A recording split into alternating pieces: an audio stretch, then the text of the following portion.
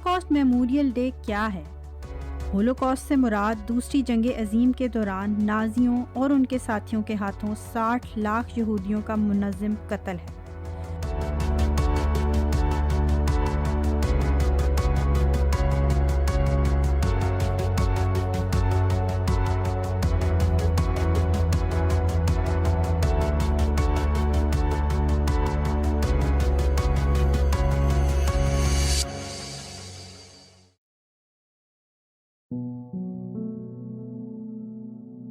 1930 کی دہائی میں یورپ کی یہودی آبادی 90 لاکھ تھی۔ پولینڈ اس وقت دنیا کی سب سے بڑی یہودی برادری کا مرکز تھا۔ پولینڈ کی یہودی برادری جو پہلے 30 لاکھ سے زیادہ تھی، ہولوکاسٹ کے نتیجہ میں کم ہو کر تقریباً 3 لاکھ رہ گئی۔ نازیوں نے بڑی تعداد میں کمیونسٹوں، خانہ بدوشوں اور دوسرے گروہوں کو قتل کیا، جن میں یہودیوں کا سب سے زیادہ تشدد کا نشانہ بنایا گیا۔ اس کی یاد میں ہولوکاسٹ میموریل ڈے 27 جنوری کو ہر سال منایا جاتا ہے۔ یہ ایک بین الاقوامی یادگاری دن ہے جو 1941 سے 1945 کے درمیان نازی جرمنی کے ہاتھوں یورپی یہودیوں کی نسل کشی کے متاثرین کی یاد میں منایا جاتا ہے۔ 1933 میں نازیوں نے جرمنی میں اقتدار میں آنے سے پہلے بھی اپنی یہودی دشمنی کو کبھی چھپایا نہیں تھا، تاہم ہٹلر نے اس تصور کو مزید ترقی دی کہ یہودی پوری دنیا پر تسلط قائم کرنے کے لیے جدوجہد کرنے والی ایک بری نسل ہے۔ یہودیوں کے خلاف حملوں کا آغاز 1 اپریل 1933 کو یہودی کاروبار کے بائیکاٹ سے ہوا۔ ایک ہفتے بعد نازیوں نے یہودیوں کو سول سروسز سے برخاست کر دیا اور مہینے کے آخر تک جرمن اسکولوں میں یہودیوں کی شرکت کوٹے کے ذریعے محدود کر دی گئی۔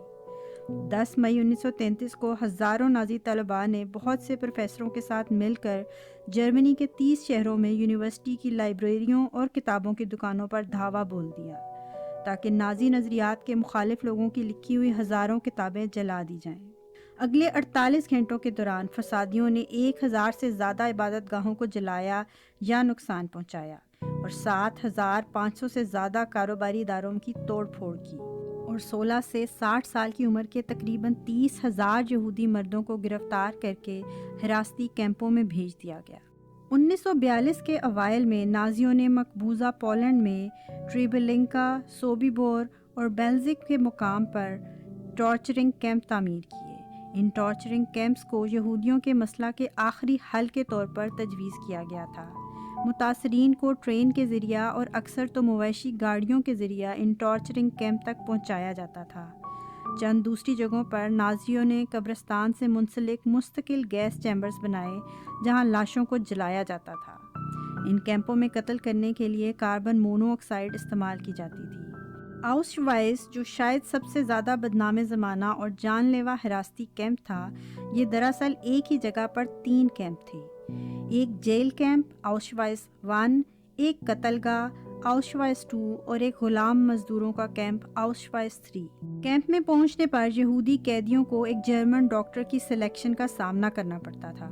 اس سلیکشن کے نتیجہ میں حاملہ خواتین، چھوٹے بچے، بوڑھے، معذور، بیمار اور کمزور لوگوں کو گیس چیمبر میں فوری موت کے لیے بھیج دیا جاتا تھا، جبکہ مضبوط جسم والے یہودیوں کو آؤشوائٹس سے ملحقہ فیکٹریوں میں جبری مشقت کے لیے منتخب کیا جاتا تھا۔ جنگ ختم ہونے پر تحقیقات کے نتیجہ میں نہایت ہی خوفناک حقائق سامنے آئے، جس کے نتیجہ میں پتہ لگا کہ ٹریبلینکا کے علاقے میں موجود کیمپ میں 120 افراد کے عملے نے 17 ماہ کے آپریشن کے دوران 7,50,000 سے 9,25,000 یہودیوں کو قتل کیا۔ بیلزک کے کیمپ میں 104 کے عملے نے صرف 10 ماہ کے عرصہ میں تقریباً 5 لاکھ یہودیوں کو ہلاک کیا۔ ہولوکاسٹ کے سب سے زیادہ شدید اور تباہ کن اثرات ہنگری میں نظر آئے۔ جرمنی میں جو تباہی کئی سالوں میں نظر آئی، وہ ہنگری میں صرف 16 ہفتوں کے دوران رونما ہوئی۔ جرمن اتحادی کے طور پر جنگ میں داخل ہونے کے بعد ہنگری نے اپنے یہودیوں پر بہت ظلم کیا اور 15 مئی کو ان کی ملک بدری شروع کر دی۔ اگلے 55 دنوں میں نازیوں نے 4,37,000 سے زیادہ یہودیوں کو ہنگری سے آؤشوائٹس تک 147 ٹرینوں میں جلا وطن کیا۔ اپریل اور مئی 1945 میں جب دوسری جنگ عظیم کے خاتمے کے قریب امریکی اور برطانوی افواج فوجی اہداف کی طرف جاتے ہوئے مغرب کی حراستی کیمپوں میں داخل ہوئیں تب انہوں نے اس ظلم کی ایک جھلک دیکھی، اور دخاؤ میں انہیں لاشوں سے بھری 28 ریلوے کاریں ملیں۔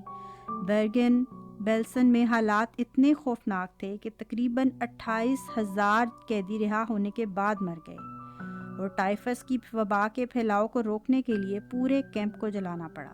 اگرچہ جرمنوں نے کئی گروہوں کے متاثرین کو قتل کیا، تاہم ہولوکاسٹ بنیادی طور پر یہودیوں کے قتل سے منسلک ہے۔ مکمل تباہی کے لیے صرف یہودیوں کو نشانہ بنایا گیا، اور ان کا خاتمہ ہٹلر کے نئی جرمنی کے ویژن کا مرکز تھا۔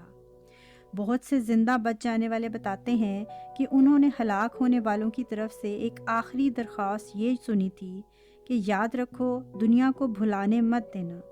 ان کی اس خواہش کو پورا کرنے کے ساتھ ساتھ پسماندگان اپنی اس التجا کو بھی ہولوکاسٹ میموریل ڈے کا مقصد سمجھتے ہیں کہ پھر کبھی نہیں، یہودیوں کے لیے ایسی نفرت پھر کبھی سامنے نہیں آنی چاہیے، اور نہ ہی کبھی دوسرے لوگوں کے ساتھ ایسا ہونا چاہیے۔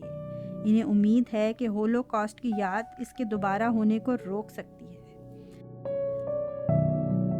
آئیے ہم سب مل کر ان مذہبی بنیادوں پر قائم نفرتوں کو ختم کرنے کی بھرپور کوشش کریں، اور اس کا آغاز ہم سب سے پہلے اپنی ذات سے کریں۔